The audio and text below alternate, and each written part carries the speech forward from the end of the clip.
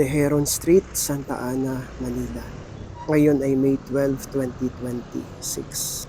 Papunta ako ng White Plains, Quezon City.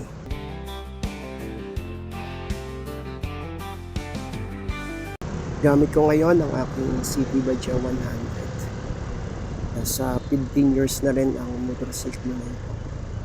At kapag gagamit tayo ng motor, tsakin natin at tayo ay nasa magandang kondisyon. Check yung gulong, ang gauge ng gulong, check yung mga lights, brake light, signal light, headlight, ang ating ding mga preno, lagi natin i-check. So sa kabuuan, para maging mas maganda ang ating pagra-ride, ay dapat ang ating katawan ay nakakondisyon din ang ating mga motorsiklo. Ito ay lugar ng Santa Ana, Manila. Ito ang boundary ng Makati. So dito ay kakanan ako sa circle na to. Didiretsuhin ko lang yung pangalawang kanto dito at ito ay padiretso na ng Makati Circuit. So shortcut lang yung gagawin kong travel.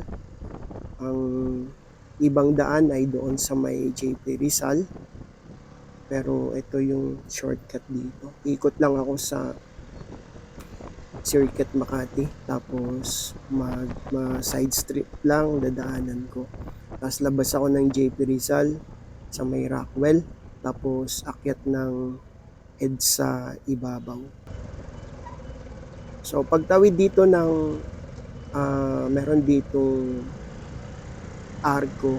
Yan. Ito Manila pa to, Santa Ana. Pero pagtawid dito sa Arco, yan, Kasilawan, Makati na yan. Sarado. Yung nakaharang na truck. Siguro may event siguro doon. Sarado yung street na yon. So hanap ako ng ibang maikutan. Marami namang mga lusot-lusutan dito sa parteng ko. Hanap na lang ako ng magiging guide ko. Siguro itong mga nasa unahan. Ayan, naglilikuan si mga motor. So dito ako susunod sa mga naka-motor din na to. At sigurado naman ay nag-shortcut din ng mga to. Ayan, fiesta siguro kasi maraming banderetas dito. Ayan. Sunod lang ako dito sa kanila, mga sanay naman siguro sila dito sa street na to. Basta ang tutumbukin ko ngayon ay yung Circuit Makati. Kapag lumiko sila, ay liliko din ako. Ayan, lumiliko na. So, sundan ko lang sila.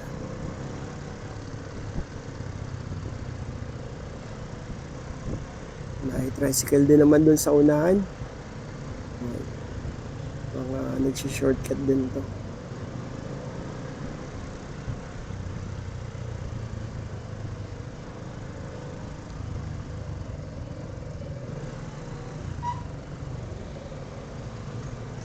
Yan, ito yung parang basketball court yata ito. Itong malaking building. Parang gymnasium yata. Ayan, so lumiko na sila. Lumiko na rin tayo. Ayan na yung Circuit Makati. Pero dito bawal mag-cross. Kaya ang ginagawa dito ay nag-U-turn. Ito yung pinakadulo ng Pasong Damo Street, Chino Roses. Pero iba na yata yung pangalan nito. So ito yung U-turn slot. Pag mag-U-turn ay timing din yung gagawin natin. Tingnan natin yung mga nasa likod gilid ng mga sasakyan para mas safe yung pagliko. Ito yung Circuit Makati. Pasok lang ako dito. Dito may mga traffic light lang dito pero mabilis namang magpapalit ng mga ilaw. Tiyagaan lang din kapag nagmomotor.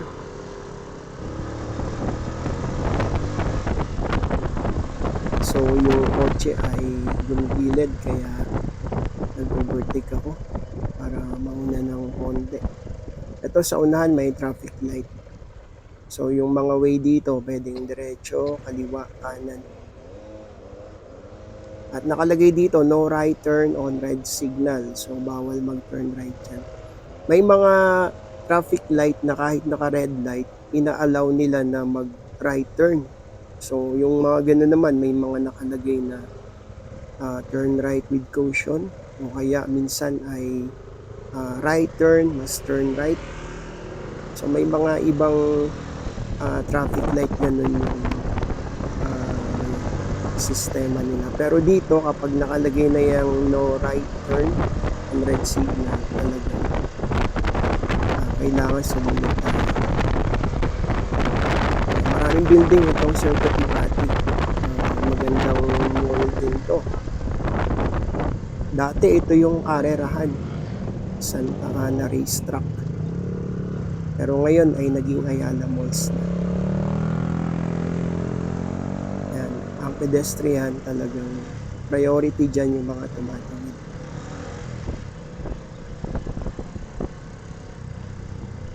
May Shopwise din dito. So, Ayala Malls, tapos Shopwise. Tapos may traffic light na naman dito sa bandang unahan. So, mula pagpasok, pangalawang traffic light na 'to. Tapos pag kaliwa, may traffic light ulit. Puwede namang maging tatlo yung way dito, puwedeng kumanan, diretso, at dito sa kaliwa. So, dito sa bandang unahan mayroon pang isang traffic light.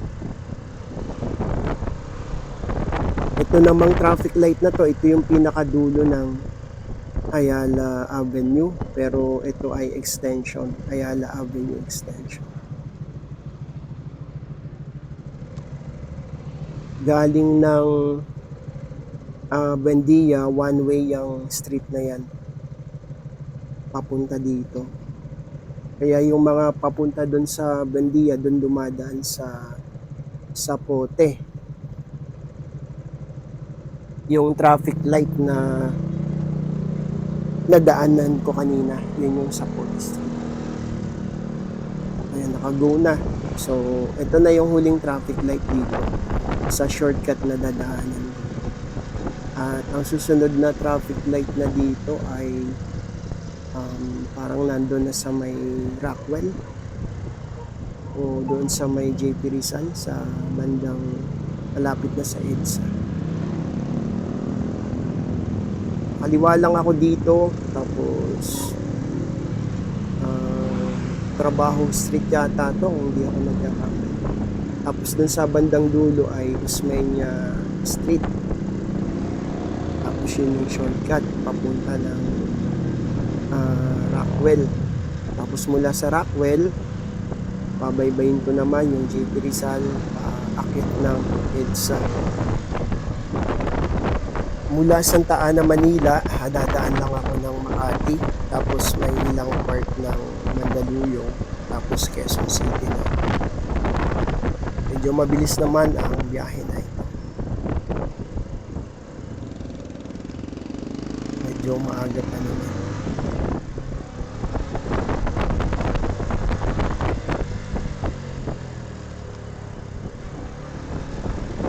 Diretso lang ako dito, tapos ang madadaanan ko dito yung Makati City Hall. Tapos sa bandang dulo ay Makati Avenue. Nandun yung tulay na nagdudugtong sa Makati at Mandaluyong.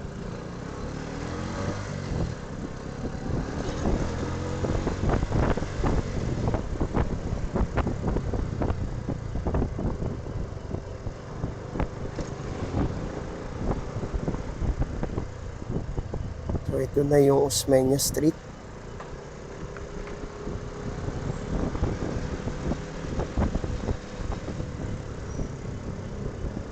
Hanggang Makati Avenue dun sa Service Road.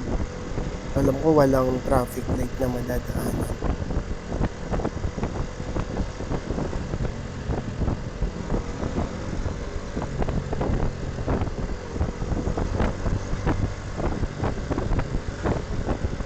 Bible verse of the day natin, book of John chapter 3 verse 16.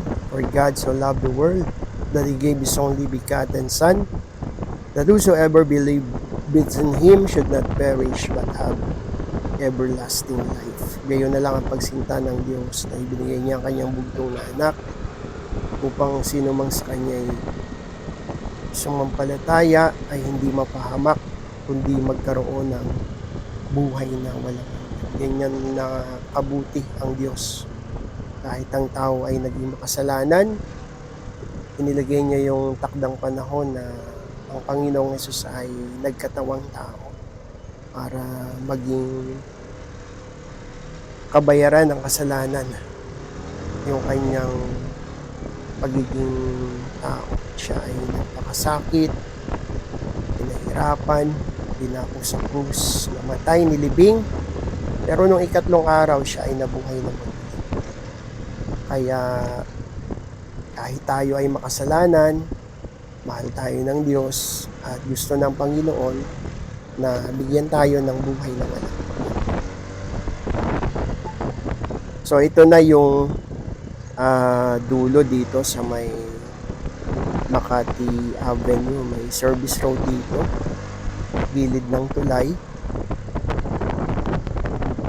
Kakaliwa lang ako tapos gigilid sa gilid ng tulay, ngayong dulo na yan. Tapos yung unang kanto, ilalim ng tulay ay kakanan ako, tapos dire-diretso ulit. So ito dito, kaliwa, tapos yung unang kanto dito ay kanan. So pwede nyong maging guide to sa mga nakakadaan na dito, sigurado memorize na ninyo. Pero sa mga hindi pa, kahit 4 wheels pwedeng dumaan dito sa shortcut na dinadaanan. Ang labas naman ito ay JP Rizal Street. Ang JP Rizal medyo mahaba, boundary ng Manila Santa Ana hanggang doon sa naging sakop ngayon ng Taguig, yung mga Embo, East Rembo, West Rembo, Comembo. So mahaba yung JP Rizal at ang pinaka dulo yata niyan ay doon sa may tulay ng Pateros, yung boundary naman ng Makati at ng Pateros. So dito kaliwa lang at ang tutumbukin naman dito ay ang Rockwell, pero yung street na to ay JP Rizal Street ito. Yan, yung mga building na nakikita natin yan, nasa Rockwell na yan. Marami ding building dyan at isang magandang lugar din ng Makati ang Rockwell. May mga bagong gawa ng mga building dyan. Pero itong kaliwa, kung mapapansin nyo, may mga building din na mataas. Yan naman ay sakop ng Mandaluyong. Yan yung mga bagong ginawang building naman dyan sa may gilid ng tulay. Yung tulay na nagdudugtong naman sa Mandaluyong Makati, pag dinerecho yung tulay na yan, halimbawa ay tatawid kayo ng Mandaluyong, ang tagus niyan ay doon sa may Barangka Mandaluyong. Ito namang mga building sa kanan, yan sa Makati yan yung Rockwell Makati. Ayan, magaganda yung mga buildings. So minsan ito ang struggle din ng motor kapag ganito na siksikan yung mga sasakyan. Minsan kapag gusto mong sumingit sa isang side, ayaw kang pagbigyan. Tapos pag dito sa side na to, ayaw ka din pagbigyan. Kapag ganito ay maging maingat tayo kapag nagmumotor. Kung saan mas maluwag at gusto nating sumingit, doon tayo dumaan. At sa mga pagsingit natin, kailangan nagpapaalam tayo dun sa mga driver na mga nakakasabay natin. Wag bigla ang singit kasi nandun yung mga disgrasya. Ito yung sinasabi kong tulay sa ibabaw. Yan ang nagdudugtong ng Makati at Mandaluyong. Kung hindi ako nagkakamali, parang Pantalion Bridge yata ang tawag dyan.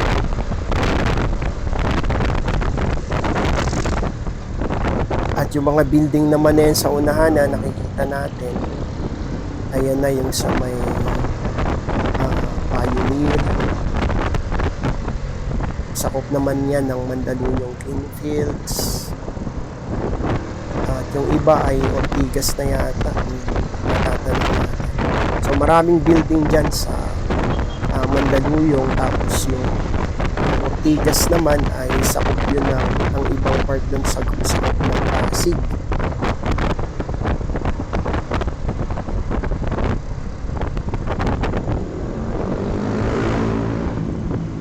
So diretso lang ako dito sa JP Rizal.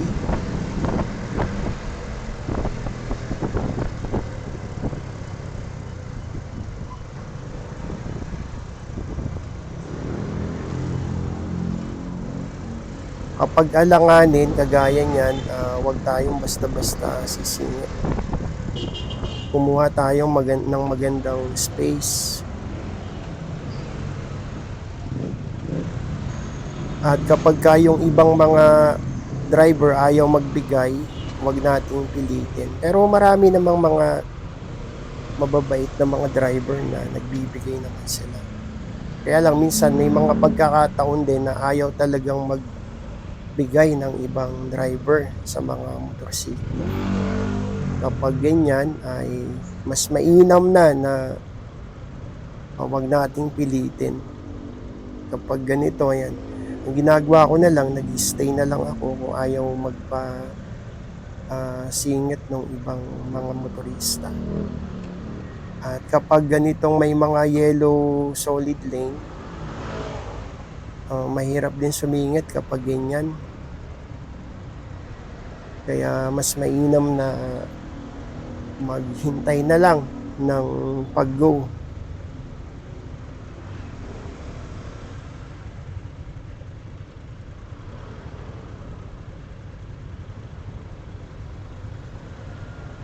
Ang traffic light naman ay hindi laging red light. So kapag nag-green, ibig sabihin ay makaka-move din tayo.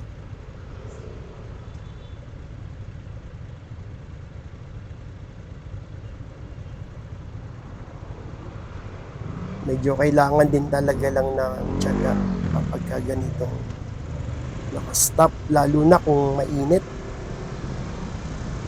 Pero lagi nating sinasabi na test of patience yung ganyan. Diyan natetest yung ating mga patience.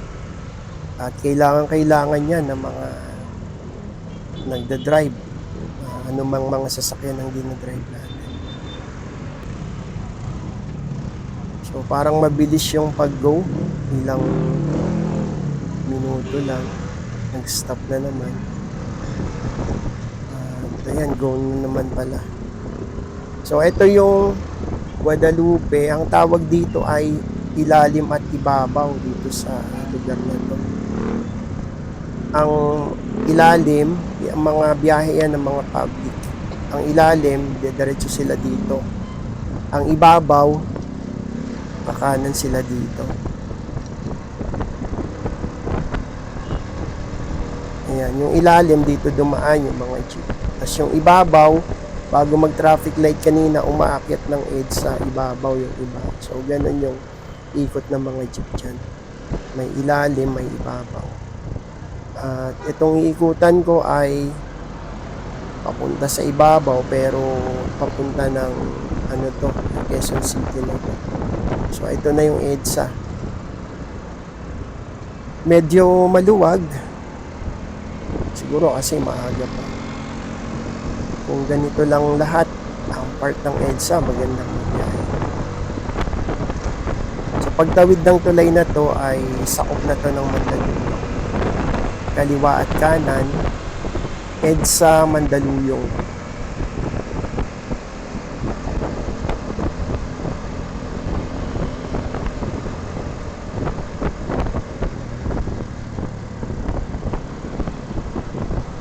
Yung nasa gitna na yan yung MRT.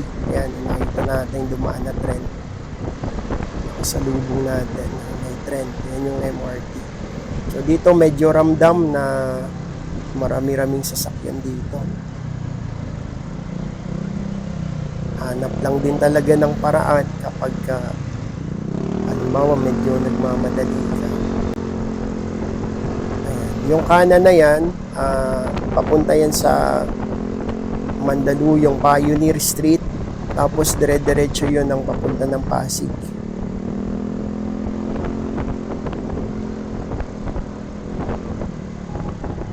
So nagtataasan din yung mga building dito, malalaki din yung mga building, magaganda. Etong station na to ng MRT, kung hindi ako nagkakamali, ito yung Boni MRT station.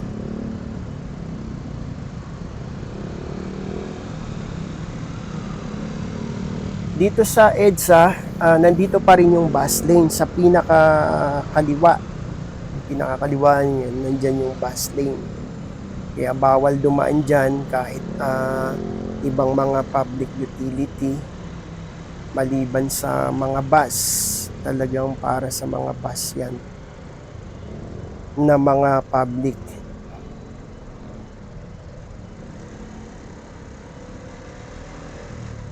Tapos dito sa bandang unahan, itong mga lane dito ay merong 3 lane papasok sa ilalim ng Pitwason Tunnel, EDSA Pitwason. Yung pinakakanan ay padiretso sa ibabaw. Tapos may way papunta ng Greenfield, papunta ng Show Boulevard. Tapos pwede rin tumawid ng EDSA.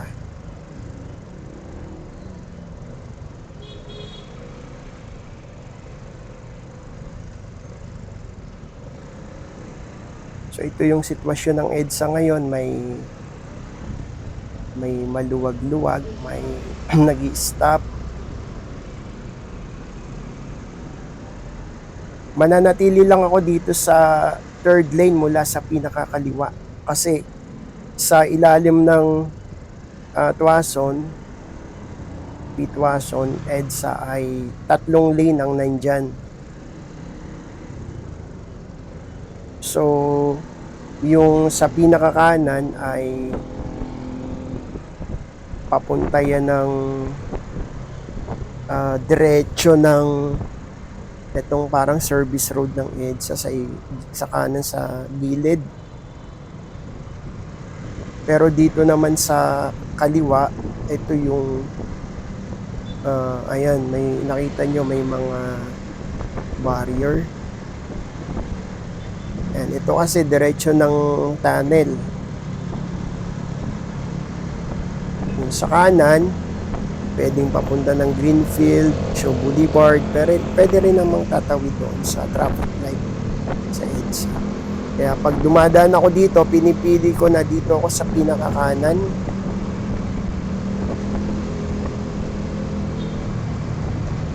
Tapos pag akyat na ng paakyat dito sa bandang unahan, pwede din akong magstay pa rin dito sa kanan at pwede din na dun sa bandang right side pa, isang lane pa, kasi aakyat ako ng flyover naman dun sa ibabaw ng EDSA Ortigas.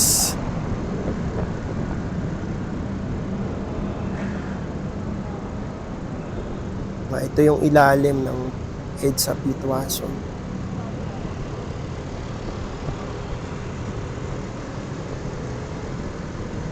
Ang ibabaw na yan yung rails ng MRT. Ayan, magkabila sila, kaliwa at kanan. Going north and going south.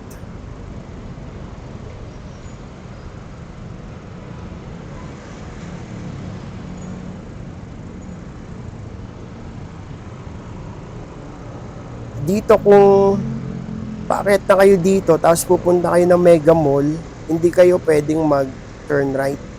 Kung dala nyo ay motor o 4 wheels man, wag agad kayong mag-turn right dyan kasi bawal dyan, baka mahuli kayo. Kung nandito kayo sa lane na to, diretso lang muna kayo, tapos kung nakanan kayo dyan, dun sa bandang unahan, kumuha kayo ng buwelo.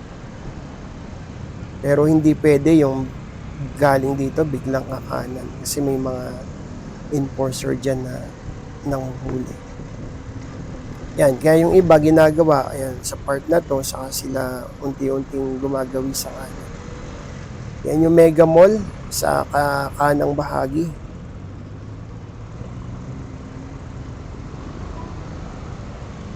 Medyo nasira yung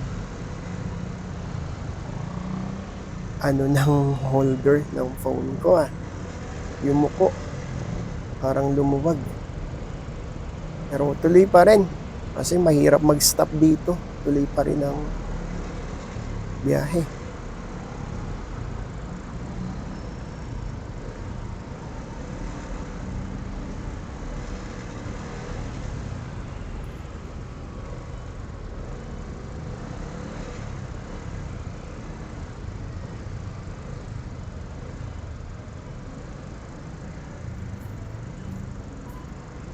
So yung station na yan ng MRT, yan yung Ortigas MRT station.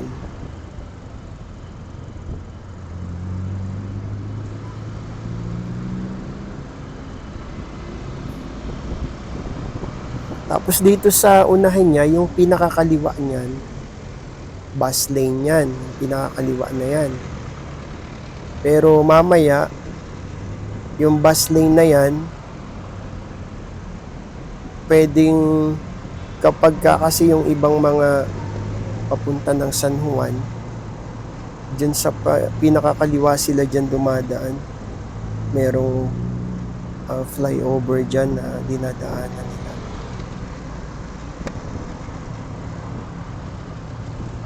So parang naghahati ang bus lane, tapos yung mga pupunta ng Green Hills, parang nagsishare sila din dyan sa pinakagilid sa kaliwa.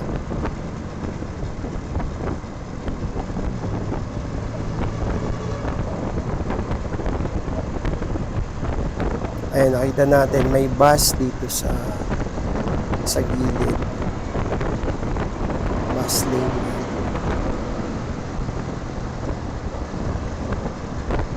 Tapos dun sa bandang unahan, bago dumating dito, yan, yung kabilang street doon ay papunta ng Green Hills.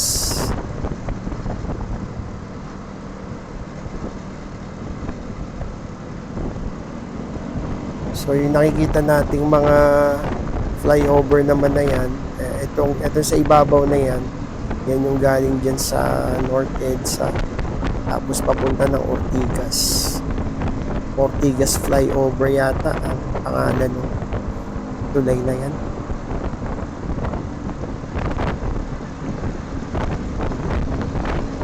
Pagbaba ko dito ay unti-unti gagawi ako sa kanan.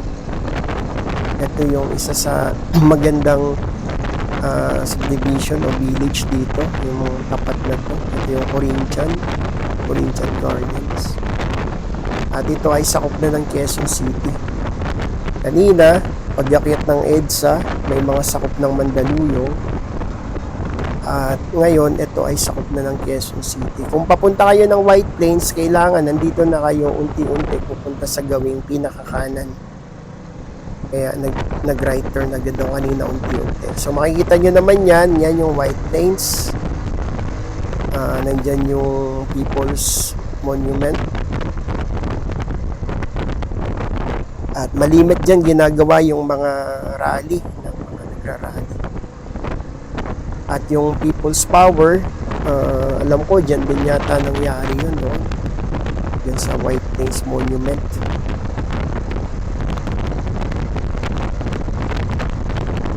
So ito yung biyahe ko mula Manila hanggang dito sa White Plains, Quezon City.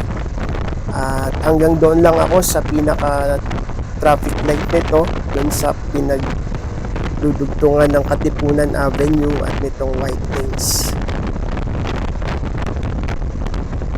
Muli, ako po ay nagpapasalamat sa lahat ng mga sumusuporta sa ating YouTube channel. Salamat sa lahat ng mga nanonood, mga nagla-like, nag-share, mga nagko-comment. Nawa ay nakapagbibigay po ng impormasyon, mga tips, ang mga video na atin pong na-upload gamit man ang motor o gamit man ang 4 wheels. Nawa ay pagpalain tayong lahat ng ating Panginoong Diyos. God bless us all.